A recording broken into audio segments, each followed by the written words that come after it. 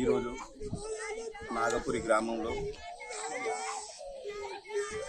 Current షాట్తోని మజిక Kavya గారు మరణించడం జరిగింది. వారి కుటుంబానికి ఈమె పెద్ద కూతురు, వారి కుటుంబానికి తీరని లోటు ఇలా ఏర్పడ్డది. వాళ్ళ కుటుంబంలో నర్సింహులు, లావణ్యకు ఈ ఇద్దరు కూతుర్లు, ఒక కొడుకు ఉన్నారు.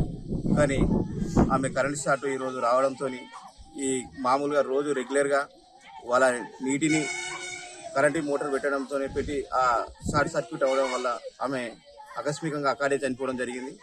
వారి కుటుంబానికి ఖచ్చితంగా గౌరవనీయులు ఈ విషయాన్ని కరెంట్ డిపార్ట్మెంట్ గారి దృష్టికి, ఏఈ గారి దృష్టికి కూడా తీసుకువెళ్ళడం జరిగింది. ఖచ్చితంగా ప్రభుత్వం తరఫున ఈ కుటుంబాన్ని ఆదుకుంటామని హామీ ఇవ్వడం కూడా జరిగింది.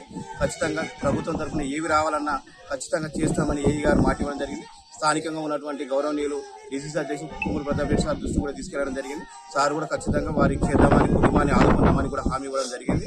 ఇకనైనా ఇలాంటి అకాలమైనటువంటి మరణం జరగడం ఈ నాగపురి గ్రామంలో ఈ కుటుంబానికి ఒక తీరని లోటుగా మేము ప్రగాఢ సంతాపం తెలియజేస్తున్నాం.